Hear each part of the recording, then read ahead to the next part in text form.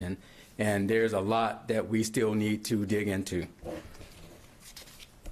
So when the officers arrived and knocked on the front door of the residence this morning, the door was opened by someone inside, and the officers observed through the open door Mr. Pelosi and the suspect, Mr. DePappy, inside the entryway of the home. At this time, the officers remained outside of the threshold of the home, and they observed Mr. Pelosi and Mr. DePappy each with one hand on a single hammer. It was one hammer that the officer observed. Officers, while still outside of the doorway threshold, gave commands to both men to drop the hammer.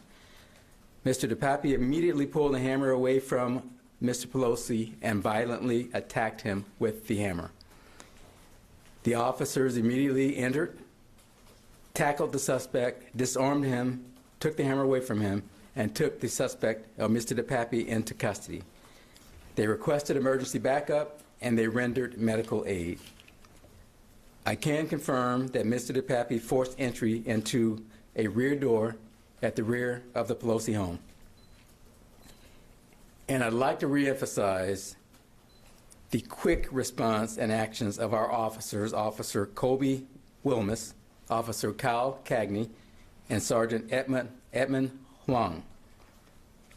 Also, I want to reemphasize and thank our dispatcher, Heather Grimes, for her intuition, her quick thinking.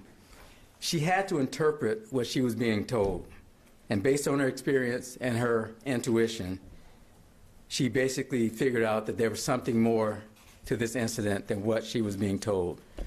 Her actions, in my opinion, resulted in both a higher priority dispatch and a faster police response. I think this was life-saving. Lastly, I want to thank our firefighters and paramedics from the San Francisco Fire Department, also for a quick response and transporting Mr. Pelosi for medical assistance at the hospital. We've gotten a lot of questions about security. First of all, I want to say that the U.S. Capitol Police is responsible for protection of Speaker Pelosi and her family. The San Francisco Police Department will assist in any way we can. I've been in contact with Chief Tom Menger of the U.S. Capitol Police. We've been in contact with his investigators and at least one of his chiefs, and we are working collaboratively. Any questions about the security of the Pelosi home should be referred to the U.S. Capitol Police. That is their responsibility, and I would ask that you refer any questions about security to them. I won't be able to answer any of those questions. We also have received questions about how many times Mr. Pelosi was struck, and there's a lot of speculation out there. What we know is he was struck at least one time. We're going through our evidence, and when we have a definitive answer, we can release that, but right now we don't. So we know he was struck at least one time, and that's what we know. We also know, based on our investigation at this point, that this was not a random act. This was intentional. And it's wrong. Our elected officials are here to do the business of their cities, their counties, their states, and this nation. Their families don't sign up for this to be harmed. And it is wrong.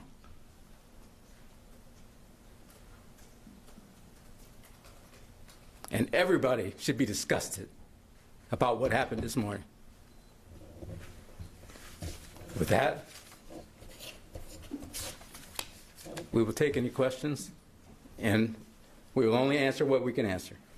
Question for you. We're seeing some sort of law enforcement activity at the suspect's home in Berkeley. Can you clarify what may be going on there in terms of any search warrants? Are search warrants going to be put out from his phone? Can you just update that situation? Well, this investigation, there's a lot of moving parts. We are writing search warrants, and as we learn more, we may have to write more search warrants.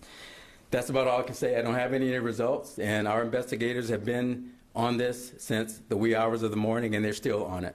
So we're going to do everything we can to uncover every piece of evidence that we can to hold this person accountable. So they have been into the home?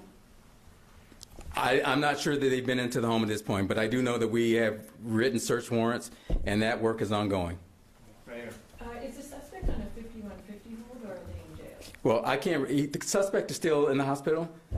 Definitely, I cannot release, and it's not appropriate for me to release any of the suspect's medical information. But the suspect is still in the hospital. But let me say this: we intend to book the suspect, whether it's in absentia or whether it's in person. He will be booked for felony charges. And you can't confirm whether or not he's on a 5150? I cannot confirm anything about this person's medical condition. Last question right up here. Yeah, you say this wasn't a random act. What can you say about, do you think this was politically motivated? We are not at the point where we can say what the motive is publicly, but we do know this was intentional. It is not random. We know that. We know that. All right. So. About the dispatcher, can you say anything about how they needed to interpret the call, why he couldn't speak plainly? Well, what I can say is that dispatchers have to report what's being told to them.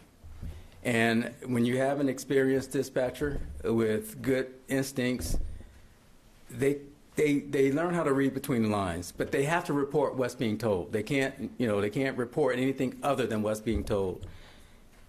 She knew something more was going on just in her heart and her intuition, just with her experience.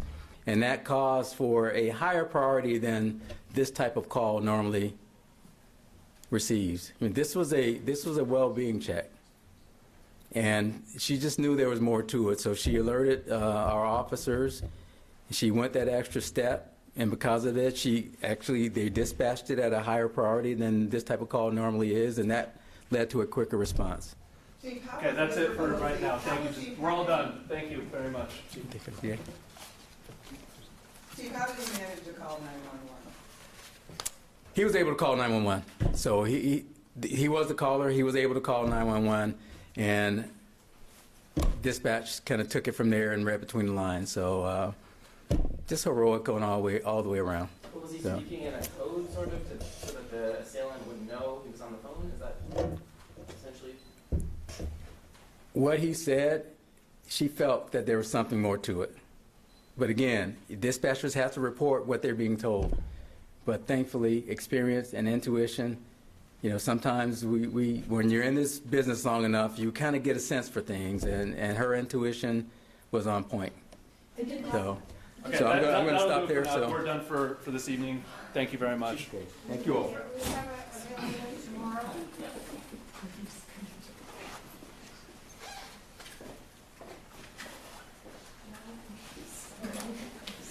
I'll see you back.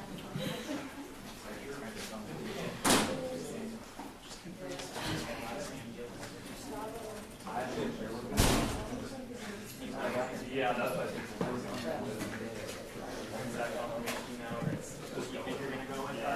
Just go if it changes. Okay. Is it okay if I unplug your XLRs?